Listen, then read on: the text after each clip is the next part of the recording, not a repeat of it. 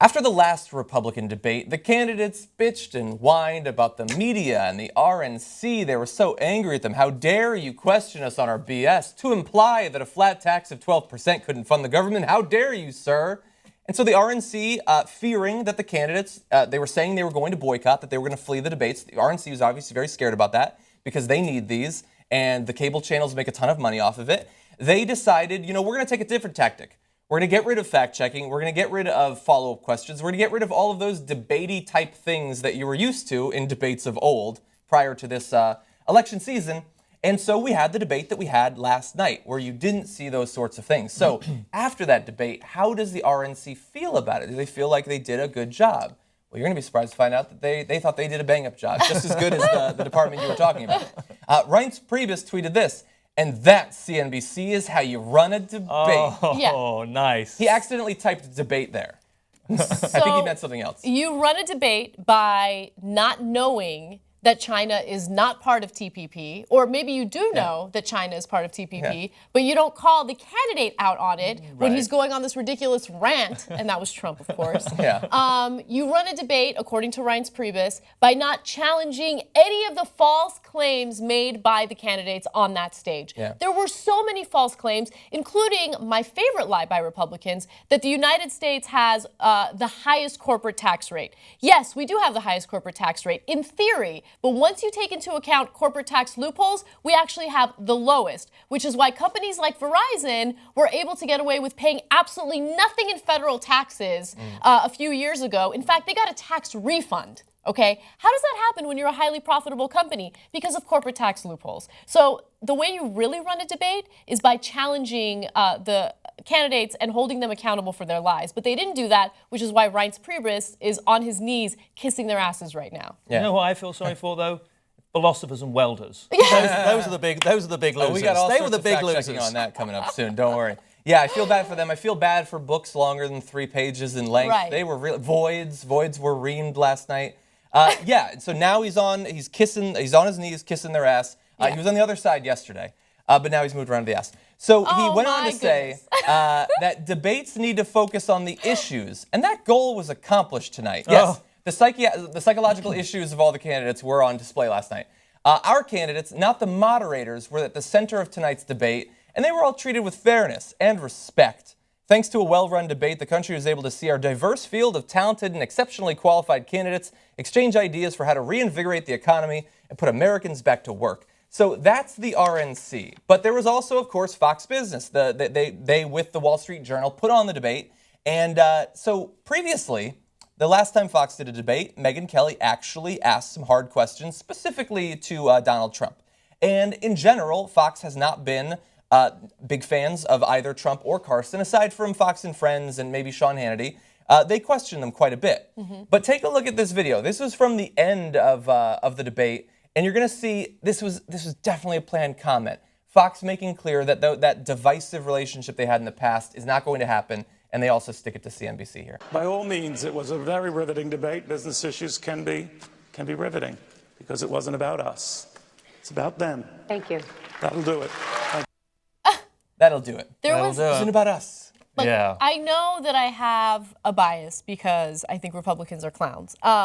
But even from an unbiased perspective, I can tell you that there was nothing riveting about that debate. That debate was 2.5 hours of regurgitating talking points about how we need to lower taxes and deregulate everything. There were some fun moments, though, where people like Trump couldn't decide whether or not he wanted to invade Syria or if he wanted to keep the troops in the United States. Right? In the same answer, he basically gave 2 answers about foreign policy. It was a car crash. I mean, listen. I mean, Trump and Carson. The thing I liked most about it was how short they came up, both of them, on foreign policy. And how inept they're just, their positions now and their legitimacy as legitimate candidates are now being exposed. Because so I will give them that. I will give the moderators that to that extent, because it just. Did you not feel as though? I mean, the comments. I tweeted that Trump's foreign policy makes him look downright smart on domestic policy. It makes him look well studied. And then Carson. The thing is that Carson then adopts the same vocabulary as Trump. Yes. Because he's like saying we have to make ISIS look like losers. Yeah.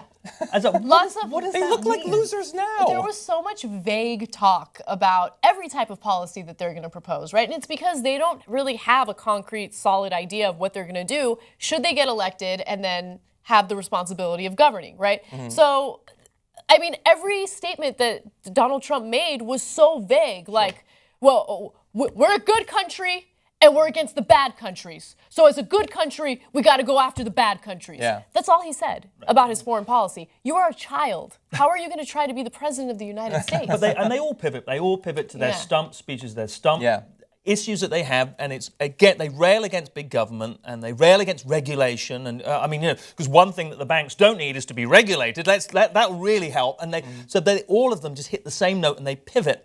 Very artfully, but they pivot back to their 2 or 3 key points that they have. They didn't answer any of the questions. Yeah. I mean, regardless of whether they were tough questions or not, they dodged them. One of my favorite moments was when Marco Rubio was talking about the importance of deregulation. And he said, look at what happened with all this regulation. All this regulation led to the big banks. They're so successful right now, which is why we need to deregulate because regulation is killing businesses in the United States. Yeah. What? And then Ben Carson said, we need to deregulate. So, and then they asked him, so what would you do to make sure that they don't get that big? Oh, I'd put laws in place so they couldn't get that big. Oh, what the hell do you think that is? It's a goddamn regulation. It's a regulation, and homeboy. on the foreign policy, the ones who went a step further than good countries and bad countries, they all thought that the solution in Syria was just an no-fly zone. As if the biggest issue in Syria right now is the Syrian Air Force. And ISIS has no air force. That is not the biggest issue. That's the only solution they had. And none of them could respond to, so what do you do when Russia breaks your no-fly zone? Yeah. But anyway, the thing that frustrates me the most about this debate is that Fox has apparently given up on any semblance of this debate serving to illuminate the actual positions of the candidates, to force them to answer for the concerns that the viewers have, that the potential voters have.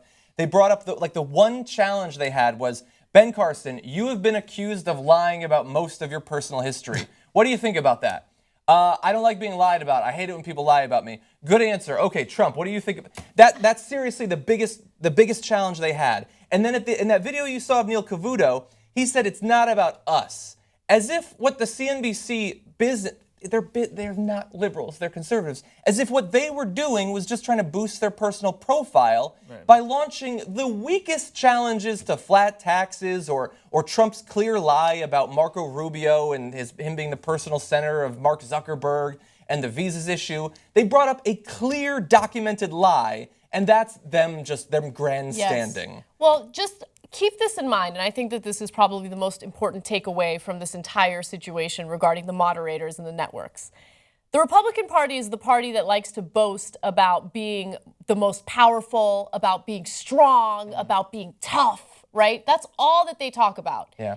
And they can't handle questions about their own policies, okay? They whine and they cry and they bitch about the fact that a moderator would have the audacity to ask them a follow-up question about their own ideology and their own policy ideas. The reason why they whine and cry and bitch about it is because they're morons and they don't know what their own policies are. And they might understand some of the issues, but it doesn't matter whether they know the difference between right and wrong because they're bought off. Okay, they have to represent the corporations, and when you're trying to make the case for something that's going to help society, and then you have to appease the corporations, there's a lot of double talk going on, which is why you experienced that quite a bit during this debate.